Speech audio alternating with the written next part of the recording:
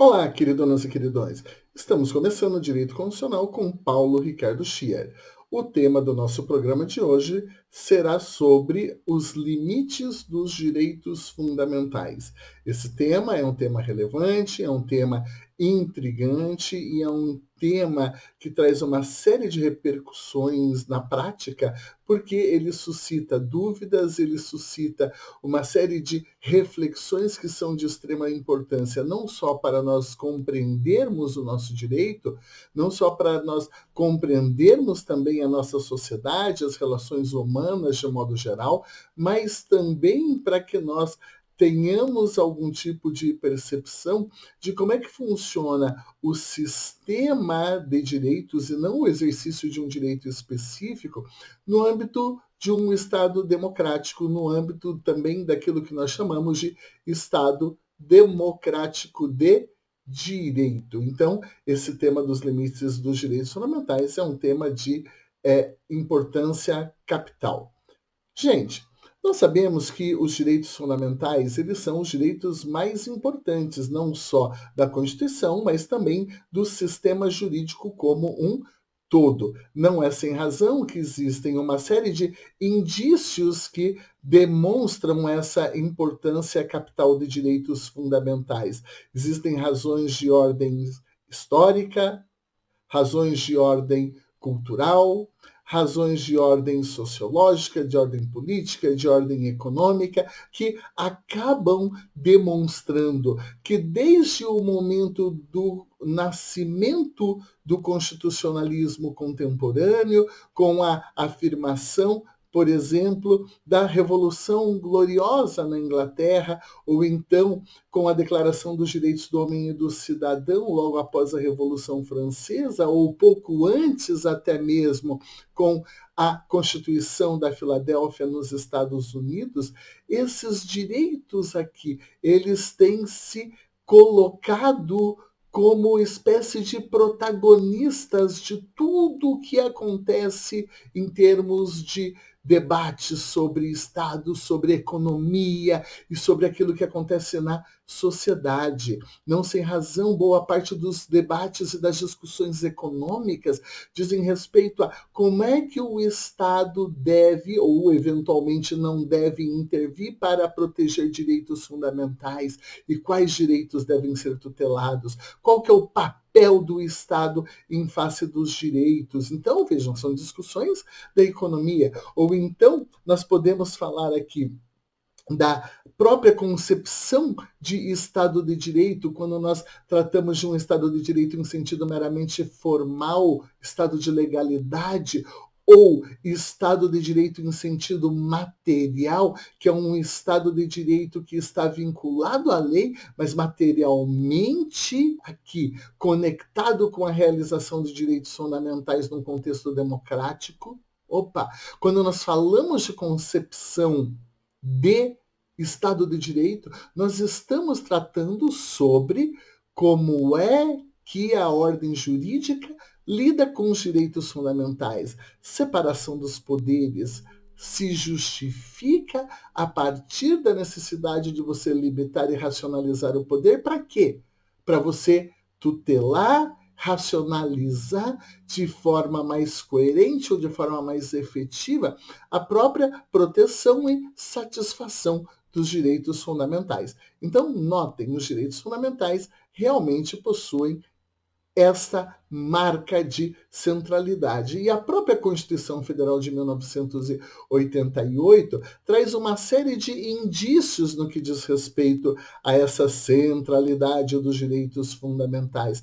Não é sem razão que já no preâmbulo da nossa Constituição nós vemos ali a declaração de que o objetivo central da Assembleia Nacional Constituinte é o de instituir um Estado democrático de direito vinculado com, e daí vem a enumeração dos direitos sociais, das liberdades, dos direitos individuais e assim por diante. Então, percebam o objetivo central da Constituição é o de tutelar direitos fundamentais. A ideia de que o Estado gira em torno dos direitos fundamentais gira em torno do cidadão e não o contrário. Também nessa perspectiva, os direitos fundamentais, eles possuem uma posição privilegiada, uma topografia privilegiada no texto constitucional, não é sem razão que eles já são previstos, já são definidos a partir do próprio título 2 da Constituição, dos artigos 5º até o artigo 17, e isso não é um mero acidente, isso foi objeto de uma decisão da Assembleia Nacional Constituinte. Não sem razão, também aqui, né? Isso indicia um certo comprometimento com direitos fundamentais em outras constituições, para vocês terem ideia. Normalmente os direitos fundamentais acabavam sendo tratados após o título da ordem econômica ou no contexto da ordem econômica, muitas vezes ao final da Constituição, como se eles fossem meros detalhes ali que precisavam constar no texto da Constituição. Isso acontecia, por exemplo, no contexto da Constituição de 1967, que era a Constituição do período da ditadura militar. Além disso, direitos fundamentais, por natureza, são direitos constitucionais e, exatamente por essa razão, eles já possuem uma hierarquia privilegiada em relação aos direitos ordinários. E se isso não fosse suficiente para mostrar a importância dos direitos fundamentais e esse regime jurídico diferenciado, o artigo 4º da Constituição, já falando sobre os princípios que regem o Brasil nas relações internacionais, definem que existe um princípio de prevalência dos direitos humanos, o que coloca aqui uma certa ideia de direitos preferenciais, o que não acontece, evidentemente, com os direitos ordinários. E esses direitos são tão importantes que a Constituição estabelece uma cláusula de abertura. E esses direitos são tão importantes que a Constituição prevê no artigo 5º, parágrafo 1º, o quê? A previsão de aplicabilidade imediata. E esses direitos fundamentais são tão importantes que a Constituição os insere no chamado rol das cláusulas constitucionais sensíveis, ali no artigo 34, inciso 7, ou seja, cláusulas que, se forem violadas, ensejam a deflagração de um processo de intervenção federal. Para vocês verem a gravidade e a importância dos direitos fundamentais, porque a violação sistemática dos direitos fundamentais eventualmente vai possibilitar a suspensão temporária de uma cláusula pétrea, que é a ideia de autonomia federativa. Não fosse por isso, os direitos fundamentais também estão num outro rolzinho importante, que é o rol das cláusulas pétreas, e, portanto, eles não podem ser objeto de deliberação.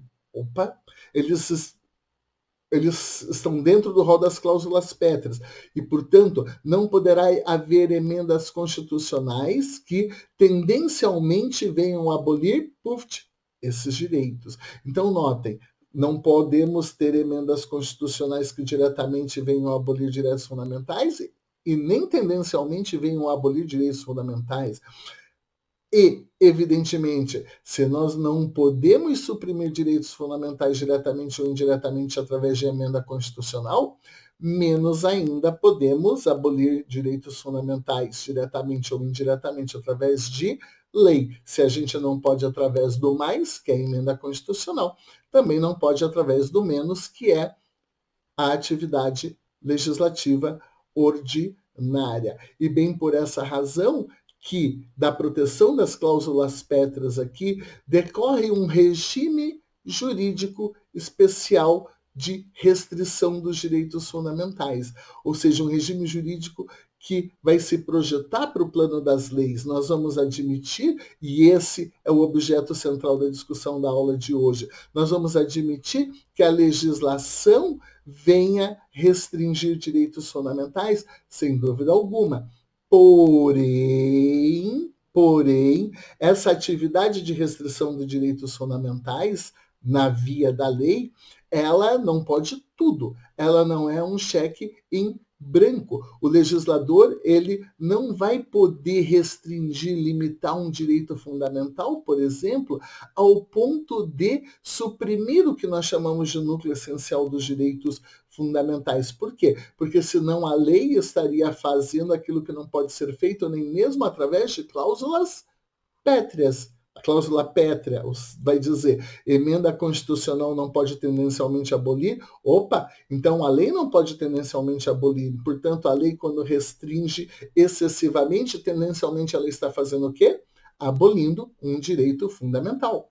Então, por isso que existe um regime jurídico especial de restrição dos direitos fundamentais. Isso sem falar que a própria Constituição traz um sistema de garantias fundamentais bastante extenso aí no campo dos direitos fundamentais, que servem exatamente como mecanismos de efetivação desses direitos. Ora, o que então fica bastante claro? Direitos fundamentais, eles são direitos muito importantes. A Constituição confere uma proteção, confere um regime jurídico especial para eles. Apesar disso, direitos fundamentais não são absolutos. Direitos fundamentais não são ilimitáveis. Direitos fundamentais podem e muitas vezes precisam sofrer limitações, podem e muitas vezes precisam sofrer restrições. Por exemplo, você não pode invocar o direito de propriedade. É um direito fundamental. Direito fundamental são os direitos mais importantes que tem. Então, eles não podem ser restringidos. Não é bem assim. Tu não vai poder invocar o direito de propriedade para não pagar tributos. Ponto. Da mesma forma, você não pode invocar o seu direito de propriedade para tentar proteger o seu patrimônio voltado à exploração de mão de obra escrava. Porque a Constituição prevê que ela é passível de expropriação. Tu não vai poder usar o seu direito de propriedade ou invocar o seu direito de propriedade para explorar uma empresa de tráfico ilícito de entorpecentes para produzir cocaína, plantação de maconha, coisa que o valha, ou de algum tipo de droga sintética. Também, você não pode invocar, vamos imaginar aqui esse exemplo, o direito de liberdade para doar todo o seu patrimônio para um único filho, você que tem 2, 3, 4 filhos. Isso não é possível, porque a gente precisa proteger a chamada legítima. Da mesma forma, não podemos invocar a liberdade religiosa para fazer sacrifícios humanos. Não podemos invocar a liberdade religiosa para fazer sacrifícios de animais em extinção. Não é possível também invocar o direito fundamental à integridade física ou eventualmente o direito fundamental de liberdade para a gente se eximir de tomar vacina. Por exemplo, quando nós vamos viajar para determinados lugares. Não vou tomar vacina, eu tenho direito fundamental de liberdade. Neca, neca. Direitos fundamentais não são absolutos. Ora, se nós então compreendemos que os direitos fundamentais possuem limites, nós temos também que entender o contexto dessas limitações. Por quê? Porque nós vivemos dentro daquilo que nós chamamos, ou do que nós convencionamos chamar, de Estado de Direito. E o Estado de Direito é um Estado que se propõe a certos objetivos. O Estado de Direito se propõe a conferir universalidade de direitos, previsibilidade, segurança jurídica, estabilidade, possibilidade de controle do poder, bem porque o Estado de Direito nasce em contraposição ao Estado absolutista.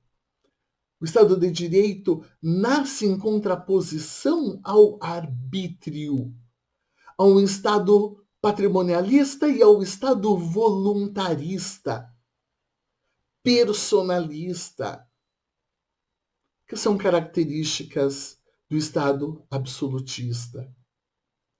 Bem por essa razão, quando tratamos dos limites de direitos fundamentais, no quadro do Estado de Direito, nós não toleramos limites arbitrários, limites desproporcionais ou limites desarrazoados aos direitos fundamentais. Isso seria incompatível com o Estado de Direito. Também, nesse exato contexto, nessa exata linha, nós não admitimos também limitações a direitos fundamentais, restrições a direitos fundamentais, fundados em preconceitos, em perseguições políticas, perseguições ideológicas ou fundados em critérios meramente subjetivos, do tipo: eu sou o rei e quero usar uma restrição de direito, uma restrição de liberdade para prejudicar os meus inimigos. Eu sou o rei e hoje nós vamos então estabelecer uma restrição de direitos para ferrar os burgueses, cobrando mais impostos, porque simplesmente me deu na veneta que eu quero fazer uma guerra. Ou eu vou fazer uma restrição, uma limitação a um direito fundamental, porque eu não gosto de pessoa barbuda, acho pessoa barbuda feia, e então vamos restringir o direito de liberdade de quem tem barba.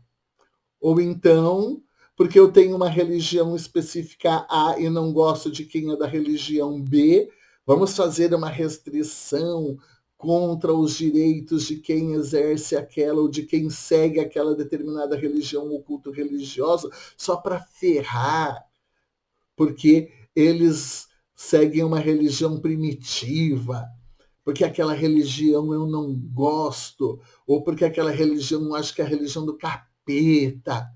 Ei, isso é fundado em preconceito. Isso é fundado em perseguição de inimigos. Não existe uma racionalidade para limitar direitos fundamentais com essas bases aqui destituídas de racionalidade. Então, os limites aos direitos fundamentais no quadro do Estado de Direito, eles devem ter uma fundamentação, eles devem ter um motivo racional. Eles devem ter um motivo racional. Ponto. Esse é o nosso ponto de partida e isso que tem que ficar na cabeça de vocês. Não admitimos limites arbitrários, limites desproporcionais, limites desarrazoados aos direitos fundamentais. Eu não posso limitar um direito fundamental porque eu quero. Eu não posso limitar um direito fundamental porque eu não gosto de quem se veste de uma determinada forma, porque segue uma religião, porque usa camiseta vermelha, ou porque é do partido A e B ou C, que eu acho que não é bom para o nosso país. Isso não é possível. Isso não é possível. Muito bem. Então, quando então estamos tratando dos limites dos direitos fundamentais, nesse quadro de Estado de Direito, nossa primeira pergunta é: onde estão esses limites? Ou o que vai conferir uma racionalidade para esses limites dos direitos? Muito bem. Então, nós podemos criar um quadro dos limites dos direitos fundamentais. em que, basicamente, nós vamos ter limites aos direitos fundamentais na própria Constituição e limites aos direitos fundamentais fora da Constituição. Então, os limites, as duas primeiras categorias de limites de direitos fundamentais, portanto, serão limites diretamente constitucionais, também chamados de limites internos, embora eu prefira aqui a expressão limites diretamente constitucionais. Esses limites diretamente constitucionais ou limites internos são limites que estão na própria Constituição. São limites que estão no texto da Constituição. E esses limites, eles podem ser, os limites diretamente constitucionais, de duas categorias. Nós podemos ter limites diretamente constitucionais fixados através de regras, limites internos explícitos, são limites diretamente constitucionais fixados através de regras, e temos limites aos direitos fundamentais diretamente constitucionais fixados através de princípios. Esses são os limites internos ou diretamente constitucionais. Também podemos ter, numa segunda categoria, os limites indiretamente constitucionais. São limites que estão fora do texto constitucional. Então, a gente pode chamar aqui também de limites externos. E esses limites, então, são limites definidos na lei. São limites definidos pelo legislador ou, eventualmente, limites definidos pelo administrador público, seja, por exemplo, através de uma atividade regulamentar, claro, respeitando a legalidade, ou seja, desde que não se trate de uma inovação primária da ordem jurídica, ou através do exercício do poder de polícia, de qualquer modo, sempre de forma infralegal. Sempre de forma infralegal. Então, esses limites externos poderão ser limites legislativos ou limites administrativos.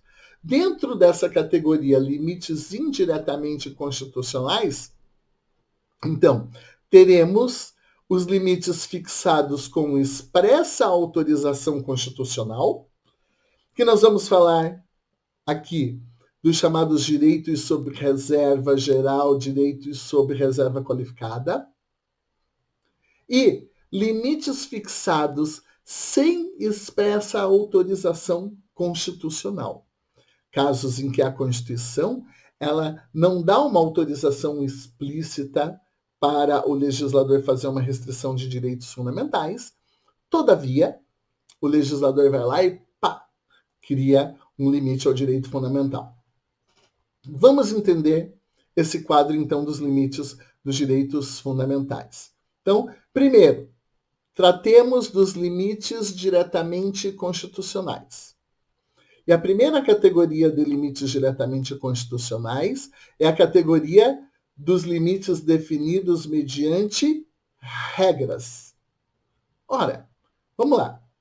Qualquer estudante de direito sabe, desde o primeiro período da faculdade, desde as primeiras aulas de introdução ao estudo do direito, teoria do direito ou de direito civil 1, seja lá o que for, que quando nós temos um conflito normativo, né, principalmente quando tratamos aqui no caso de conflito entre regras, que existem critérios para solucionarmos esses conflitos. Lembram desses critérios? A lei superior revoga a lei anterior que lhe é falei besteira. A lei superior revoga a lei inferior que lhe é contrária. A regra posterior revoga a regra anterior que lhe é contrária. A regra especial afasta a incidência da regra geral no caso concreto. Muito bem, então, o que isso tem a ver com limites diretamente constitucionais e mais especificamente com limites diretamente constitucionais fixados através de regras? Porque esses limites fixados através de regras na própria Constituição lançam mão exatamente desse artifício de relação entre norma especial ou regra especial e regra geral. Como é que funciona, então, essa brincadeira? Essa brincadeira funciona assim, ó. O próprio poder constituinte, esse é o fundamento da brincadeira.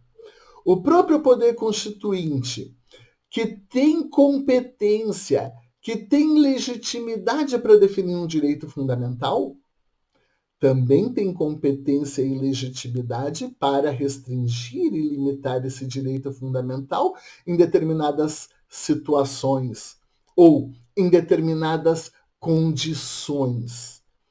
Vamos imaginar, então, os seguintes exemplos constitucionais. A Constituição estabelece, então, no artigo 5º, inciso 4, que é livre a manifestação do pensamento. Liberdade de manifestação do pensamento. A Constituição criou esse direito fundamental. O poder constituinte originário criou esse direito fundamental. E daí coloca lá, vírgula, sendo vedado o anonimato. Sendo vedado o anonimato. Perceberam? A Constituição define a regra, puf, a regra é o direito de manifestação, a liberdade de manifestação. A exceção, ou a cláusula de exceção, vedação do anonimato. Anonimato não está protegido dentro da liberdade de manifestação. Ou, outro exemplo, a Constituição, aqui, no artigo 5º, acho que inciso 11 ou inciso 9, não vou conferir isso agora. Ela define a inviolabilidade do domicílio. Falando, a casa é o asilo inviolável do indivíduo, ninguém nela podendo penetrar sem seu consentimento, inviolabilidade do domicílio. Daí, vírgula. E vem as cláusulas de exceção. Em caso de salvo, em caso de iminente perigo para prestar socorro, em caso de flagrante delito, durante o dia mediante autorização judicial. Percebem? Percebem? A Constituição definiu o direito fundamental e ela, de forma direta, referida a esse direito fundamental, já define cláusula de exceção. Ou então, por exemplo, o mesmo acontece no que tange com a liberdade de associação, vírgula, vedada a de caráter paramilitar. Perceberam? Vedada a associação para fins ilícitos, né? Perceberam? É uma exceção. A exceção, então, ela é especial numa relação com a cláusula geral? Sim. Então, vale a regra da especialidade. Então, quando está configurada a exceção afasta a incidência da regra geral. Então, a regra é a inviolabilidade do domicílio. Mas se estiver configurada a situação de iminente perigo e a necessidade de prestar socorro, aí a exceção vai afastar a regra geral da proteção. Perceberam? Essa é a ideia central aqui que orienta essa relação ou esse tipo de limitação ao direito fundamental diretamente constitucional, porque está no próprio texto constitucional, nesse caso definido através de regra, mais especificamente através de regras que estabelecem cláusulas de exceção. Então, em tese, vamos imaginar aqui, tá? Em tese, o que está rolando? Nós temos um direito fundamental, vamos pensar na inviolabilidade de domicílio. Puf. Nós temos, por outro lado, a necessidade de você proteger, vamos pensar, a vida das pessoas, a saúde das pessoas. Pense em alguém que está lá num incêndio desmaiado, o bombeiro precisando entrar na casa para apagar um incêndio para prestar socorro, aí a casa em asilo inviolável do indivíduo não pode entrar. Então, nós teríamos um caso de colisão entre um direito fundamental, inviolabilidade do domicílio, e outro direito fundamental, saúde, segurança pública, né? Saúde pública, e assim vai. Aí o que o Constituinte faz? Ele já define previamente qual direito vai prevalecer no caso, estabelecendo a cláusula de exceção. É como se, entre aspas, o legislador constituinte aqui estivesse realizando previamente uma atividade de sopesamento, dizendo qual direito vai ter um peso maior dentro de um contexto específico. Perceberam? Então, normalmente, nesses casos em que a própria Constituição já resolveu que seria um problema de colisão de direitos fundamentais ou de um direito fundamental com um bem ou valor constitucionalmente protegido, legal, sim. Normalmente, a Constituição já resolveu essa parada. Mas nem sempre, a gente precisa ficar atento a isso, mas nem sempre essa resposta que o Poder Constituinte dá, fixando uma cláusula de exceção, é suficiente para resolver um problema. Por vezes, será necessário que o juiz ou o administrador público ou, preferencialmente, o próprio legislador precisem atuar densificando esses limites, densificando essa cláusula de exceção.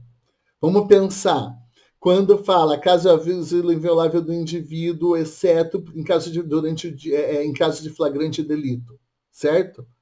Essa é a cláusula de exceção. Em caso de flagrante delito, tu pode, então, afastar a proteção da inviolabilidade do domicílio.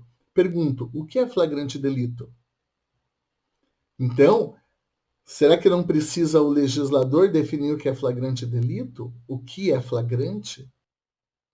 Ou, eventualmente, o juiz não vai poder, numa situação concreta, analisar se aquele caso era ou não era um caso de flagrante, tinha uma dúvida ali, opa!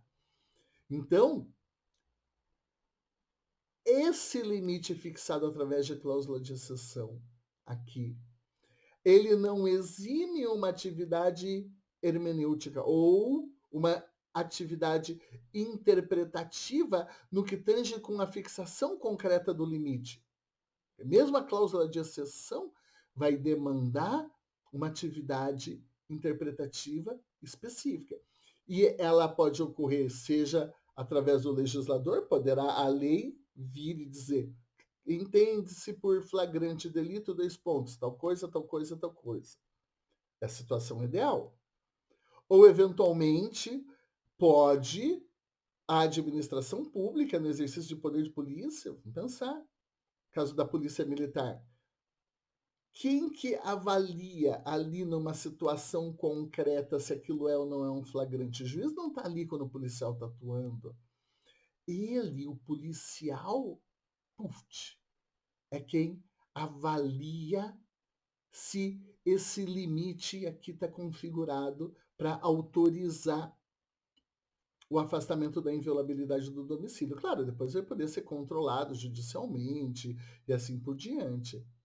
Mas é uma autoridade que está fazendo essa avaliação, que está fazendo esse juízo. Ou, eventualmente, o Poder Judiciário. O juiz, no caso concreto, vai fazer análise das condições do flagrante, se tinha condição, se era flagrante, se não era flagrante, e eventualmente vai relaxar a prisão, não é isso? Não, aqui não era caso de flagrante. O que é flagrante? Existe toda uma tradição jurisprudencial dizendo decisão A, B, C, D, reiteradamente vem falando flagrante, ele ocorre nas condições tais, tais e tais. Vem outra decisão, tais, tais e tais. Não tem todo um histórico, a gente até vai explorar isso numa outra aula, tem todo um histórico de decisões, todo um histórico de precedentes que o juiz, opa, eu posso saber o que é flagrante porque tem 500 decisões anteriores à minha que já falaram que o flagrante fica caracterizado assim, assim, assado. Então, é só seguir aquela tradição jurisprudencial, eventualmente, garantindo integridade aqui ao sistema. Foi esse conjunto todo, Constituição, lei, juiz, administrador, precedentes e assim por diante. Então, às vezes, precisa uma atuação para dizer o que é flagrante delito. A gente sabe que tem a cláusula de exceção, que é livre a manifestação do pensamento sendo vedado ao anonimato. A Constituição fala que é vedado ao anonimato. Agora, o que é anonimato? O que é anonimato? Ó, usar máscara, os black blocs, né? É anonimato? Está proibido? Usar capacete é anonimato? Está proibido? Percebem? O que é anonimato? Pintar a cara no campo para ir no campo de futebol é anonimato? A gente consegue, se alguém soltar um foguete, a pessoa está lá com a cara toda pintada, colorida, a gente consegue identificar se o sujeito soltou o foguete, causou um machucado em alguém, um dano à integridade física de alguém, uma lesão corporal em alguém, a gente consegue identificar, ou se ele cometeu uma injúria racial, a gente consegue identificar com a cara pintada, é anonimato? Desfilar no carnaval de máscara é anonimato? Opa! E não é uma manifestação cultural, é livre a manifestação? Opa! Sendo vedado o anonimato? Vocês percebem? Então a gente pode ter uma série de discussões. O que é flagrante delito? O que é o anonimato dessa cláusula de exceção? Ou, outro exemplo, todos podem reunir-se pacificamente sem armas, desde que não frustrem uma reunião anteriormente agendada para o mesmo local. O que é reunir-se pacificamente? Não vou nem discutir o pacificamente. O que é o sem armas? Um monte de gente com metralhadora pode se reunir? Acho que não. Tá. Um monte de gente com panela na mão pode se reunir? É arma? Panela não é arma. Mas eventualmente a gente não pode usar panela para bater na cabeça dos outros? E se for panela de pressão? E se a panela de pressão tiver com pressão, daí é arma? E se for uma frigideira, é arma? Mas e se eu usar a frigideira para bater na cabeça de alguém? Ei, o que é arma para eu falar que aqui não haverá o direito de reunião porque vocês estão armados? Então, aplica-se de qualquer modo, então, a cláusula de exceção. Percebam vocês que mesmo os limites, então, definidos mediante regras, ou mesmo os limites diretamente constitucionais definidos mediante regras, eles suscitam problemas, eles suscitam questões que demandam intervenção legislativa ou intervenção administrativa ou uma densificação judicial. A resposta do limite do direito constitucional aqui, do limite aos direitos fundamentais, ainda que definidos mediante regras, ou seja, no caso, cláusula de exceção, ele nem sempre se apresenta de modo simples, nem sempre se apresenta de modo fácil. A segunda categoria, então, dos limites diretamente constitucionais diz respeito aos limites definidos através de princípios. Opa! Quando nós falamos dos limites definidos através de princípios, nós estamos então falando que muitas vezes o direito fundamental está lá colocado na Constituição. O Constituinte não estabeleceu uma cláusula de exceção, ou até pode ter estabelecido uma cláusula de exceção. Pode ser, né? Mas vamos pensar aqui. O Constituinte não estabeleceu uma cláusula de exceção. Significa dizer, então, que o direito é ilimitado? Não.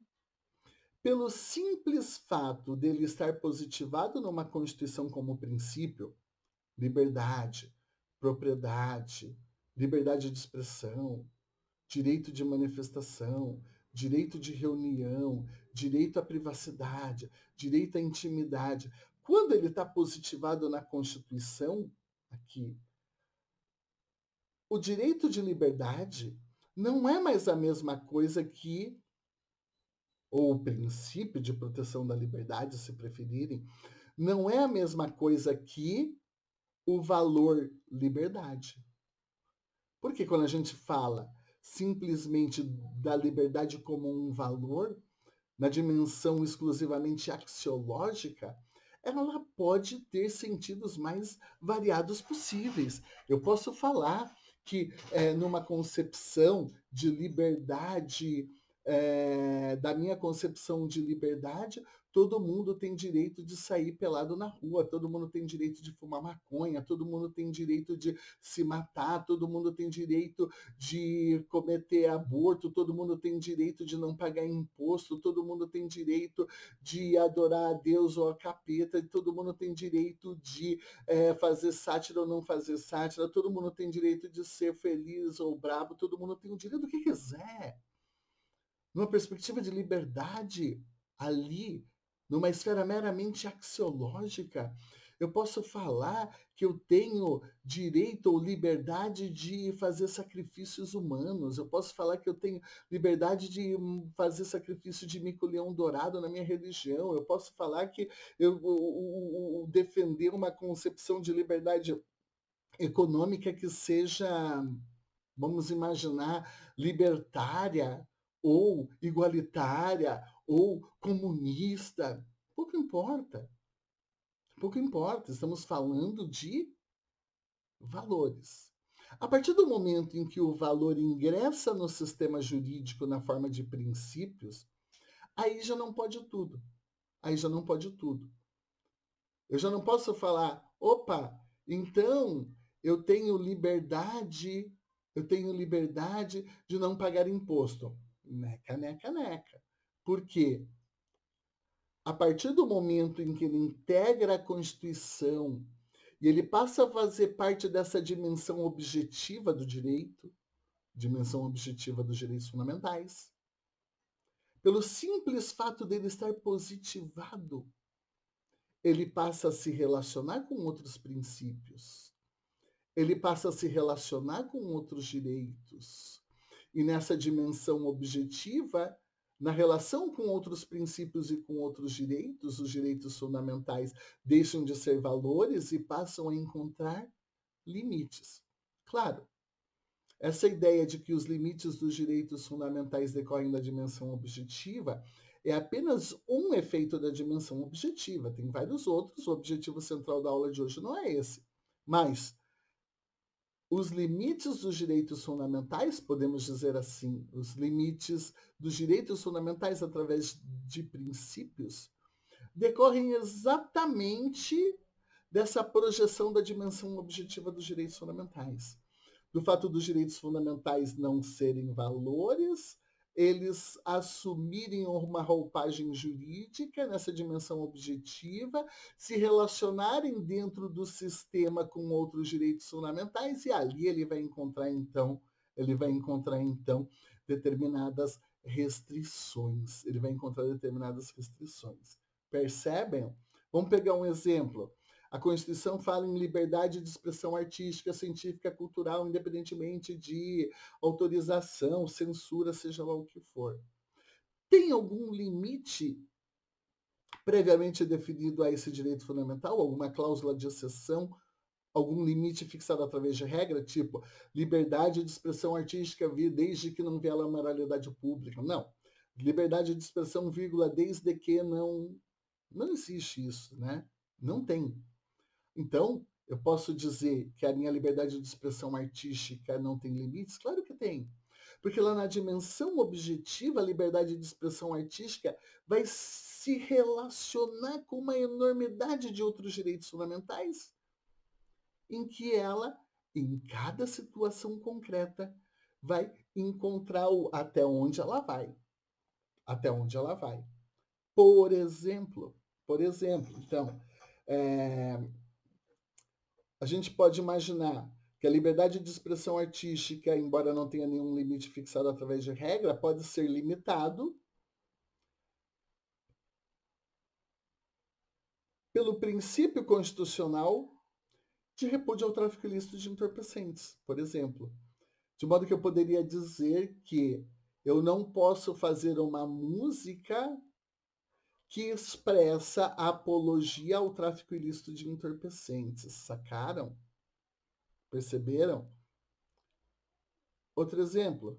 Será que eu poderia, então, fazer uma música ou uma obra de arte que tenha sentido ou que explore aqui a pedofilia?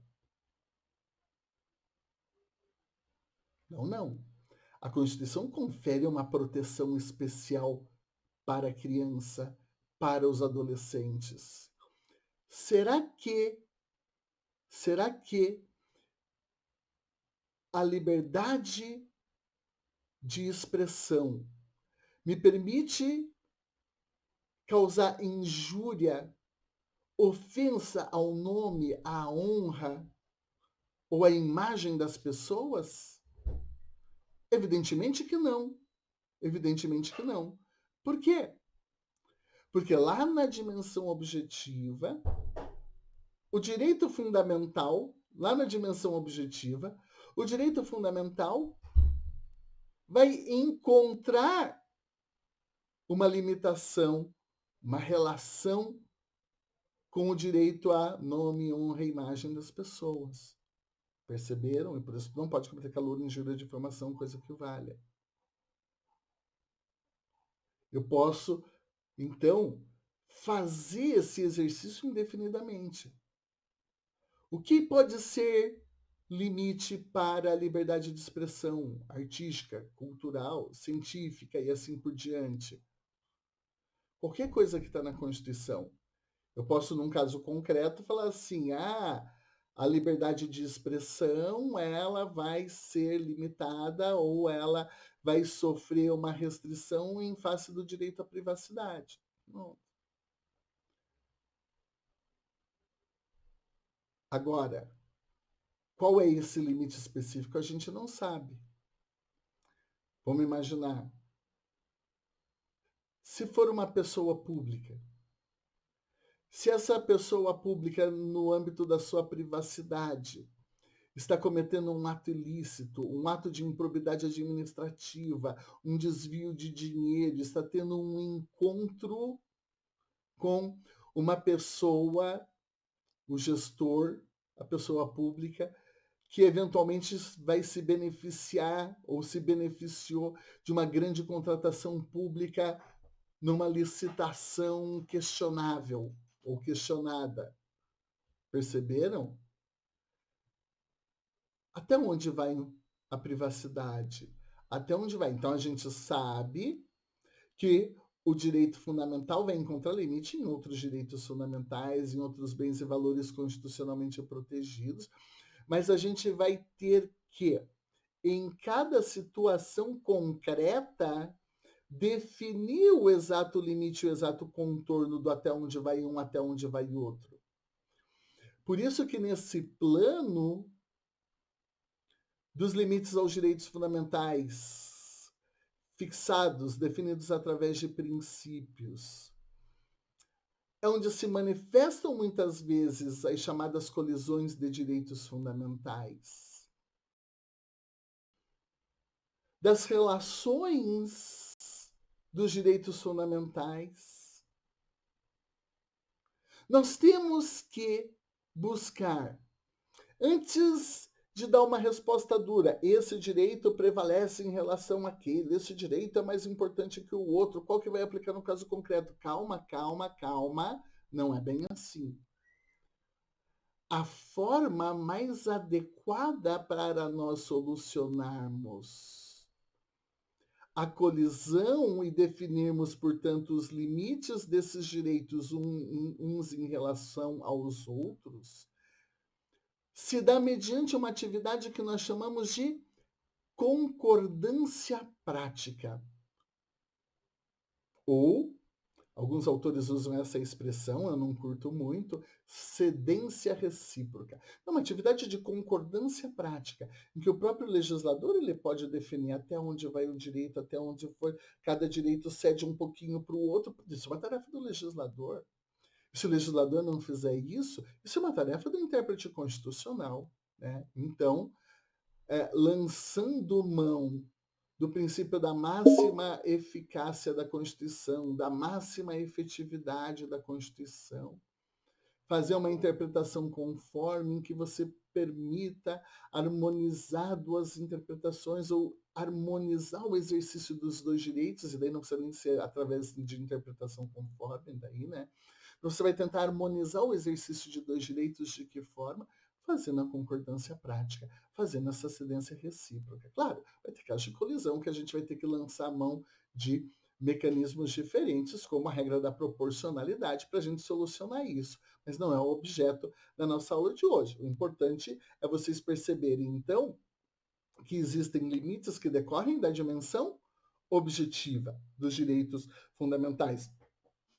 Nesses tempos eu li um artigo aqui, né, que falava o seguinte, e parece que teve efetivamente uma demanda judicial nesse sentido, tentando proibir que tocasse nas rádios durante o carnaval músicas de axé music, que implicassem numa violação à dignidade da pessoa humana. Opa! Quem poderia imaginar que a dignidade da pessoa humana fosse limite à liberdade de expressão artística, axé? Né? Mas o artigo explorava exatamente isso. Ele explorava essa ideia de que muitas, não todas, músicas de axé, elas tratam a mulher como se fosse coisa, tratam a mulher como se fosse objeto, tratam a mulher como se fosse um pedaço de mão, vai mexendo a mãozinha, dá uma baixadinha, mexe o bumbum, olha o peitinho, vamos lá, ordinária. Não é isso? As músicas de axé, tem muitas vezes esse conteúdo de coisificação da mulher, de você reduzir a mulher a um pedaço de carne, de você reduzir a mulher a peitos, bundas e assim por diante, né? Uma coisificação aqui, né? Principalmente com conotação sexual. Então, a gente vê aqui uma manifestação em que alguém vai tentar uma medida judicial para limitar a liberdade de expressão artística, porque em determinadas situações concretas, nem sempre, por isso que isso só se revela no caso concreto, a manifestação artística pode violar, a dignidade da pessoa humana. E os casos de limites que decorrem da dimensão objetiva são muitos. A gente poderia discutir o caso ali do Crime Museum, o caso do peladão do MASP, se a menina pegou lá no calcanhar do cara, sujeito, peladão do MASP, é pedofilia ou não é pedofilia? No caso do Crime Museum, são obras com objetos fálicos e tudo mais. A representação do Jesus em forma de Shiva Nataraja, com vários braços, inclusive alguns, sei lá, pegando metralhadora e tudo mais. Liberdade de expressão artística, liberdade religiosa. Caso recente do especial de Natal do Porta dos Fundos, em face da liberdade religiosa. A proibição, quer ver, ó, como o limite depende do caso concreto, de situações específicas.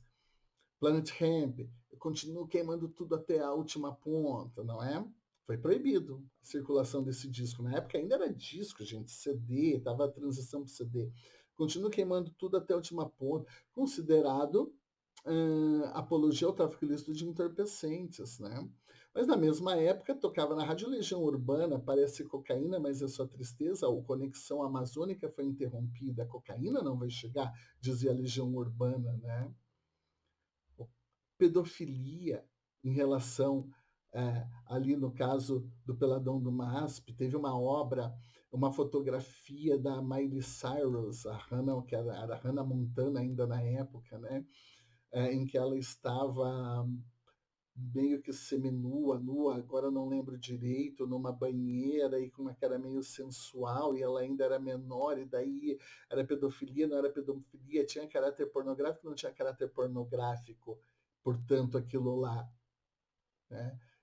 É a discussão, liberdade de expressão artística e proteção da criança e do adolescente, que não pode ser exposta, e não só não pode ser exposta, mas ela não pode participar indiretamente ou diretamente ou mediante manipulação, situações aqui que impliquem ato libidinoso, exposição a sexo explícito, pornografia e assim por diante, né?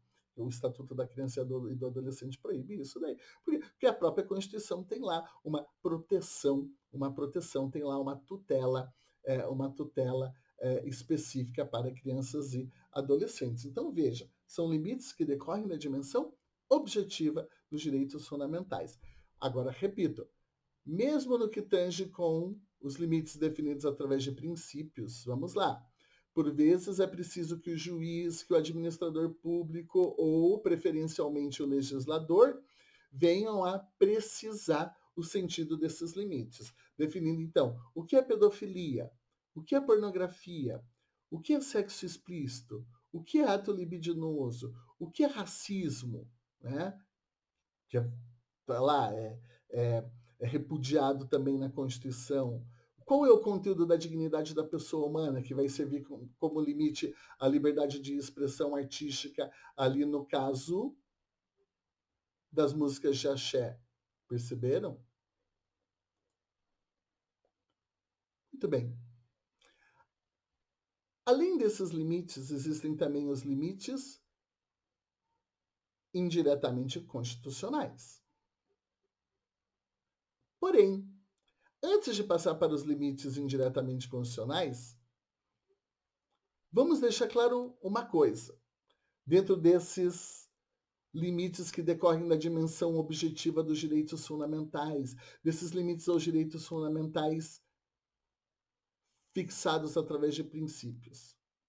Não podemos esquecer qual que é o sentido desses limites aqui, né? Que a Constituição que protege a liberdade de manifestação artística é a mesma que prevê o repúdio ao racismo. É a mesma que tutela a dignidade humana. É a mesma Constituição que tutela a privacidade. A Constituição que protege a privacidade, por sua vez, é a mesma que prevê a impessoalidade e a moralidade como princípios reitores da administração pública e, por isso, vai poder limitar a PUFT em relação à privacidade ou à intimidade de pessoas públicas. Perceberam? Logo, aqui, nós temos situações de dois valores e dois princípios constitucionais em relação que se limitam mutuamente. E nesse sentido, acendam um farolzinho no cérebro de vocês. Coloquem um post-it na cabeça de vocês. No quadro do Estado de Direito, não existe uma tábua pré-definida ou uma tábua hierárquica pré-definida de valores na Constituição. Não existe uma tábua hierárquica pré-definida de valores dentro da Constituição. Que a gente possa falar, dentro da Constituição, o direito à vida é mais importante que a liberdade, que é mais importante que a propriedade, que é mais importante que isso. Não. Isso violaria a dignidade, isso violaria o Estado de Direito, como diz Friedrich Miller. Isso violaria o dever de tratar as pessoas com igual respeito e consideração. Porque nós estaríamos hierarquizando valores, interesses e direitos, dizendo que o direito de quem acredita que a vida é mais importante que a liberdade religiosa, opa, são essas pessoas, então, e esses direitos são mais importantes do que o do Testemunho de Jeová, ou da pessoa que pratica uma religião X, é mais importante da outra que eventualmente faça sacrifício de animais, ou de uma pessoa da religião X é mais importante do que aquela da religião que não pode fazer transfusão de sangue, ou que a concepção das pessoas ocidentais é mais relevante, mais importante hierarquicamente do que pessoas com valores orientais mais comunitaristas e assim sucessivamente. Então, o dever de tratar as pessoas com igual respeito e consideração e os valores que decorrem do Estado democrático de direito, do Estado de direito, impedem essa hierarquização prévia. Por isso que os limites que decorrem da dimensão objetiva, eles têm que ser vistos, construídos, analisados com cuidado em cada caso concreto e sempre tentando impedir ao máximo o sacrifício de um desses direitos, tentando, portanto, sempre conciliar o exercício desses direitos limitados mediante uma atividade de concordância prática. E só em situações bastante excepcionais nós admitiríamos um sacrifício de um direito em detrimento do outro, mas naquele caso concreto, em condições muito específicas, isso a gente vai abordar em outro momento. Prof, e os limites indiretamente constitucionais? Ora, são os limites legislativos, são os limites administrativos, são limites aos direitos fundamentais que estão fora da Constituição. Então, como eu tinha adiantado anteriormente, eles podem ser aqui limites com expressa autorização constitucional, casos em que a própria Constituição autoriza a limitação do direito fundamental. Então, nós chamamos aqui da situação dos direitos fundamentais sob reserva. Daí a gente tem que fazer uma distinção entre direitos sob reserva geral e direitos sob reserva qualificada. Então, que lance é esse? Quando a gente fala de direitos sob reserva, são aqueles casos em que a Constituição expressamente autoriza uma lei a restringir um direito fundamental, reserva geral aqui, mas não antecipa nada em relação ao conteúdo da lei. Por exemplo, a proteção de liturgias e locais de cultos na forma da lei. Quais restrições a lei pode criar às liturgias e locais de cultos religiosos? A Constituição não antecipa nada em relação ao conteúdo da restrição. Ou, a Constituição prevê liberdade de locomoção nos termos da lei. Quais são os limites que a lei pode definir? A Constituição não antecipa. A lei prevê, a Constituição prevê que a lei definirá o abuso ao direito de greve. Fala, o abuso ao direito de greve será punido na forma da lei. Que tipo de punição? Que tipo de limites ao direito de greve podem ser colocados? A Constituição autoriza o legislador a restringir, mas não define o conteúdo prévio dessa restrição. Também podemos ter aqui casos em que o legislador, a Constituição, perdão, autoriza o legislador a restringir, mas antecipa algo em relação ao conteúdo dessa restrição. Daí nós falamos em direitos sob reserva qualificada. Por exemplo, inviolabilidade das comunicações telefônicas, salvo no último caso, para fins de instrução penal, criminal, nas hipóteses em que a lei estabelecer. A lei ela vai ter que se vincular a hipóteses de investigação criminal. Respeito ao conteúdo da restrição que já é antecipado. Ou, para ser mais claro ainda, É livre o exercício de qualquer trabalho, ofício ou profissão, atendidas as qualificações profissionais que a lei estabelecer. A lei vai poder restringir a liberdade de exercício de qualquer trabalho, ofício ou profissão? Sim. Definindo o quê? Qualificações profissionais. Ou, por exemplo, aqui, a Constituição prevê que a lei complementar poderá criar hipóteses de inelegibilidade para proteger a probidade, moralidade e normalidade das eleições. Vejam, as hipóteses de inelegibilidade têm que estar vinculadas a esse conteúdo de proteção de probidade, moralidade e normalidade das eleições. A Constituição antecipa algo sobre o conteúdo da restrição. Daí falamos em reserva de lei qualificada. Nos dois casos, por que o legislador que está abaixo da Constituição vai poder limitar algo que está na Constituição? Porque a própria Constituição autorizou. A própria Constituição, entre aspas, muito entre aspas, delegou para o legislador aqui falando, não temos um consenso constitucional, delegamos isso, projetamos isso para uma segunda rodada deliberativa para acontecer lá no parlamento, para que vocês, em cada contexto específico, definam qual vai ser o limite do direito fundamental, de cada direito fundamental, aqui especificamente. Ponto. Então, delega lá para o legislador ordinário. Algumas vezes eu já quero criar algum quadro prévio para a atuação do legislador ordinário, então eu faço uma reserva qualificada. Então, o fundamento desse tipo de restrição legislativa decorre da onde? Por que o legislador que está embaixo da Constituição, que é poder constituído, vai poder limitar a atividade do poder constituinte? Porque a própria Constituição expressamente autorizou uma segunda rodada deliberativa. E muito bem. Nesse caso, então, quem que define o limite? É o próprio legislador. É o próprio legislador.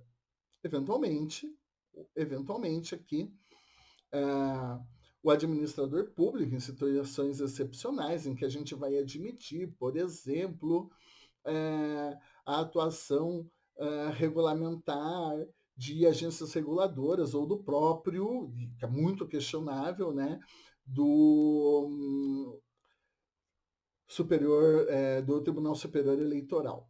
Então, mas são situações questionáveis que eventualmente o administrador público poderia aqui, valendo-se de uma reserva, lançar a mão. Mas eu vou querer discutir isso num outro momento com vocês, que daí já é polêmico. Agora, mesmo quando aqui a atuação do legislador estabelecendo, fixando quais são os limites mais concretos para o exercício de um direito fundamental, significa que o problema do limite está resolvido? Não. Vamos citar um exemplo. A lei que autoriza a quebra do sigilo telefônico fala que só é possível a quebra do sigilo telefônico em caso de indícios razoáveis de autoria. O que é um indício razoável de autoria? Percebem? O legislador tenta resolver o problema do limite, mas não consegue dar conta de tudo. Gente, estamos falando da alma do direito, né? O que é a idoneidade moral que o Estatuto da Advocacia prevê como limite para o exercício da advocacia? Tu não pode ser advogado se tu não tiveres idoneidade moral. A lei estabeleceu o limite, mas ainda assim tem uma abertura, uma margem que a gente pode discutir, né? Em relação à liberdade de locomoção, a lei agora de 2020, né, que prevê quarentena, legislação federal, ela diz que medidas de isolamento e quarentena podem ser definidas. Em que condições? Em que condições? Em face de evidências científicas e informações estratégicas de saúde. Caramba! O que são evidências científicas? Nem no meio científico a gente sabe o que são evidências científicas direito. O que são informações estratégicas de saúde, sacaram? A gente ainda assim tem uma abertura para discutir qual é o exato limite disso daí. O direito não é matemática. É por isso que por isso que precisa de juiz, advogado, legislador, etc. E tal. Essas coisas não vêm prontas e acabadas. Finalmente, existe uma outra categoria de limites indiretamente constitucionais, que são os limites legais, ou que são os limites externos, né, estão fora da Constituição, são limites legais fixados sem expressa autorização constitucional. Como assim? Casos em que a Constituição não falou na forma da lei, lei complementar disporá, lei regulamentará, mas ainda assim o legislador vem e, puf, cria uma restrição de direito fundamental. Querem ver? Não existe uma lei que estabelece crime de calúnia, injúria e difamação? Sim. Essa lei que define calúnia, injúria e difamação não está limitando o exercício da liberdade de expressão artística? Sim. Que lá na Constituição não tem nenhuma cláusula de exceção? E também não está escrito salvo na forma da lei, exceto nas hipóteses em que a lei estabelecer. Não tem também uma autorização legislativa para o legislador restringir, mas ainda assim o legislador vem, cria crime de calúnia, injúria e difamação e limita a liberdade de expressão artística, cultural, dizendo, não, calúnia não pode, injúria não pode, difamação não pode. Por quê? Por quê? Com base no que isso daí acontece? Gente, esse problema é um problema forte em determinados estados, em determinadas constituições, como o caso de Portugal, onde existe uma cláusula específica que diz que se as restrições aos direitos fundamentais só pode acontecer nas hipóteses em que a Constituição autorizar. Isso não tem na Constituição brasileira. No Brasil, a gente resolve isso facilmente. E eu balançando aqui na cadeira. No Brasil, a gente resolve isso facilmente. Por quê? A gente pode dizer, em primeiro lugar, podemos, usando aqui a tese de um autor português, né, porque eles se preocupam bastante com isso, que é o caso do Jorge Reis Novaes, que vai dizer que sempre o legislador possui uma autorização implícita para restringir direitos fundamentais. Jorge Reis Novaes chama isso de reserva de ponderação legislativa. O legislador tem uma reserva de ponderação. Por quê? Porque se a gente tem dois direitos fundamentais que estão em colisão, quem melhor do que o próprio legislador, que representa o povo, está lá no parlamento, foram eleitos pelo povo, para dizer até onde vai um direito, até onde não vai um direito, para tentar harmonizar o exercício dos direitos, para tentar definir qual é o limite, o que é pedofilia, o que é pornografia, o que é arma, o que é... E aí vai. Perceberam? Então, é tarefa inerente ao legislador realizar isso. Poderíamos dar um passo a mais, buscando uma fundamentação no John Rawls, por exemplo, em que o John Rawls diz que a Constituição ela expressa um consenso constitucional. E esse consenso constitucional é um consenso formal. Todo mundo está de acordo com que a dignidade humana é importante? Sim. Todo mundo está de acordo que a liberdade de expressão é importante? Sim. Agora, qual que é o conteúdo da liberdade de expressão? Não estamos de acordo. Qual que é o conteúdo da dignidade da pessoa humana? Não estamos de acordo. Existem disputas em relação a isso. Então, é preciso uma segunda rodada deliberativa, que o John Rawls vai chamar o quê? Vai chamar o quê, essa segunda rodada deliberativa? Vai chamar de consenso sobreposto, ou consenso contraposto, em que o poder legislativo é chamado para estabelecer daí um consenso de natureza substancial e não apenas um consenso de natureza formal em relação ao conteúdo e extensão dos direitos fundamentais. Ponto. E o John Rawls vai justificar a legitimidade, então, do poder legislativo, exatamente, para a realização aqui, ou para a construção desse consenso contraposto. Perceberam? Ou a gente pode dar uma explicação muito mais simples. Por que o legislador pode restringir direitos fundamentais quando não tem expressa autorização constitucional? Porque isso decorre da própria lógica da separação dos poderes. E porque, embora não tenha uma autorização constitucional lá no plano dos direitos fundamentais, a Constituição autoriza sim o legislador a restringir direitos fundamentais independentemente de uma expressa autorização no sistema de direitos fundamentais? Onde que está essa autorização para o Poder Legislativo restringir direitos fundamentais, limitar a liberdade de expressão, atividade comercial, limitar a nossa liberdade definindo calúnia, injúria, difamação, limitar a nossa liberdade de exercício de qualquer trabalho, ofício ou profissão, estabelecendo qualificações profissionais, no caso, tem autorização legislativa. Mas ainda que não tivesse, da onde que vem a autorização para o legislador restringir esses direitos? Do sistema constitucional de repartição de competências, poxa. É a própria Constituição, lá no artigo 22, que diz: compete à União legislar sobre. Quem que legisla? O Poder Legislativo. Então, é o Poder Legislativo da União que tem competência para legislar sobre direito penal, civil, comercial, trabalho, nacionalidade, cidadania, sei lá, atividades nucleares, aeronáutico, portos, seja lá o que for.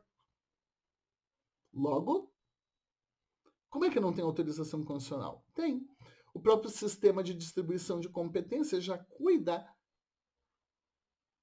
naturalmente do papel do legislativo, trazendo autorizações competenciais, para a realização de restrições aos direitos fundamentais. Então, a gente não precisaria nem partir para fundamentações filosóficas, reserva de ponderação, essas coisas todas, porque a gente tem aqui, na própria essência de distribuição de competências e na própria lógica da separação dos poderes, uma autorização.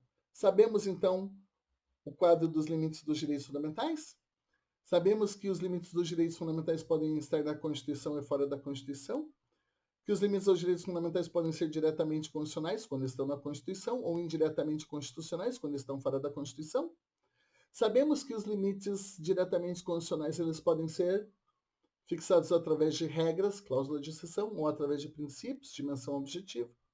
Sabemos que os limites indiretamente constitucionais, eles podem ser podem ser limites expressos, quando tem uma expressa autorização constitucional para o legislador restringir, ou limites aos direitos fundamentais não expressamente autorizados pela Constituição, que são limites externos implícitos, onde tem uma autorização implícita que decorre dessa ideia de uma reserva de ponderação legislativa ou de ideia de uma segunda rodada deliberativa para a formação do consenso contraposto ou sobreposto, ou que decorre do próprio sistema constitucional de repartição de competências no plano da separação dos poderes.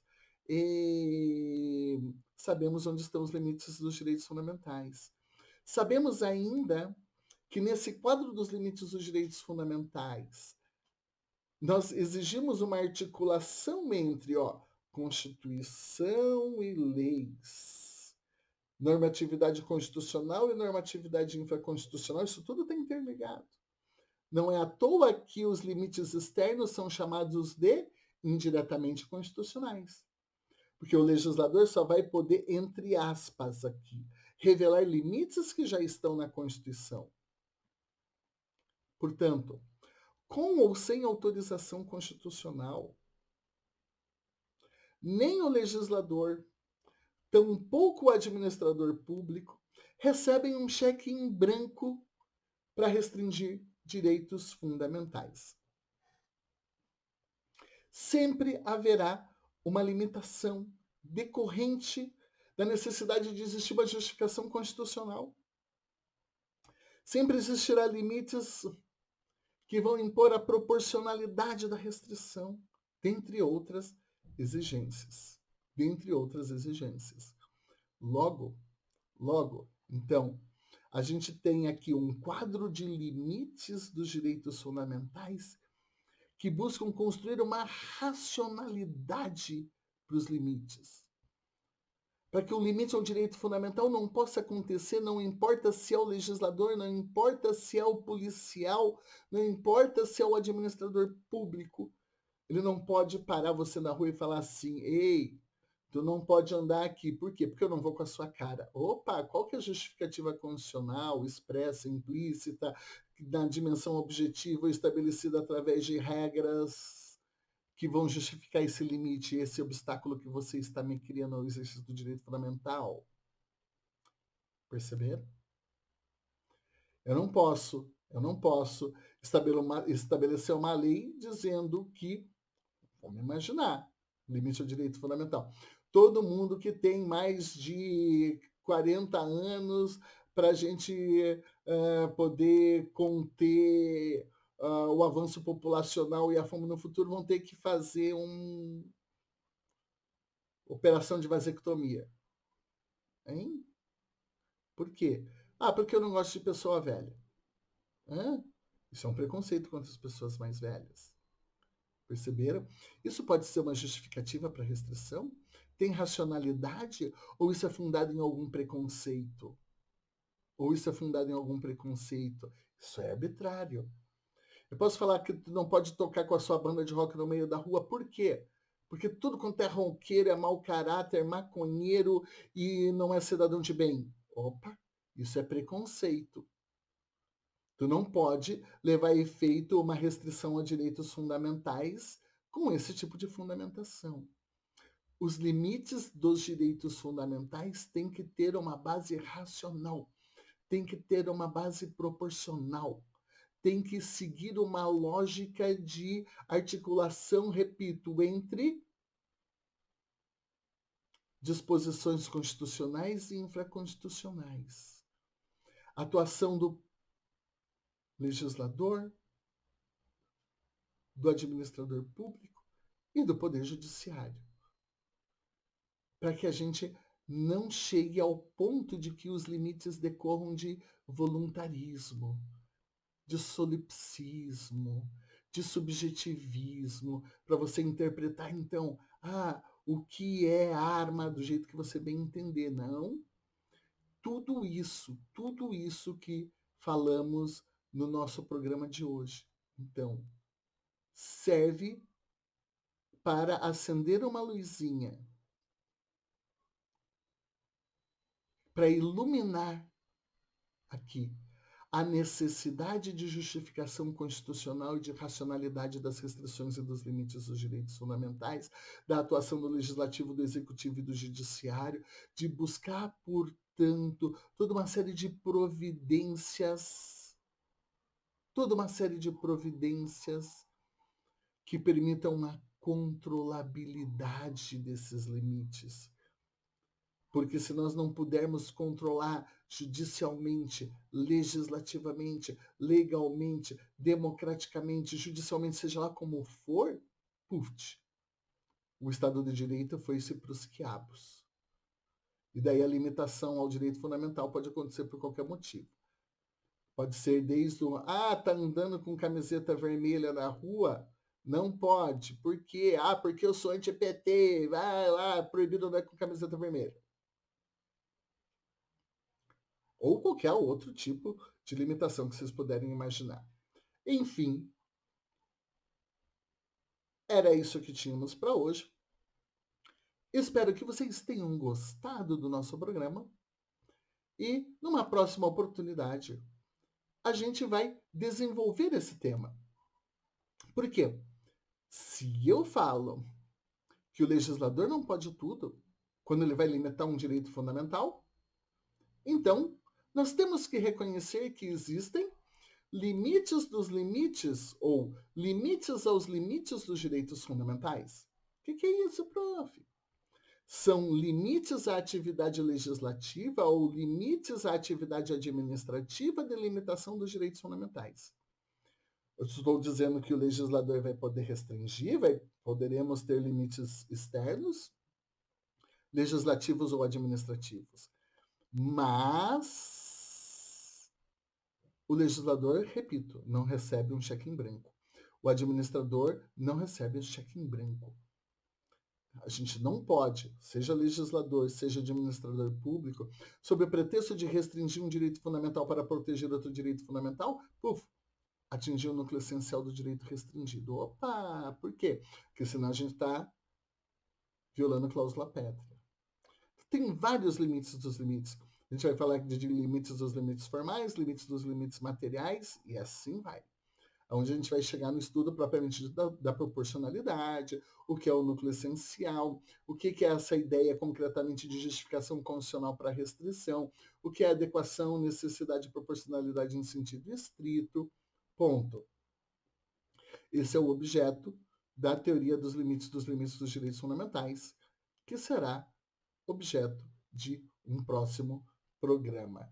Por hoje é só, pessoal. Grande beijo para todos vocês, minhas queridonas e meus queridões. Se cuidem bastante e espero vê-los numa próxima oportunidade aqui no nosso canal. Hasta la vista, baby. May the force be with you.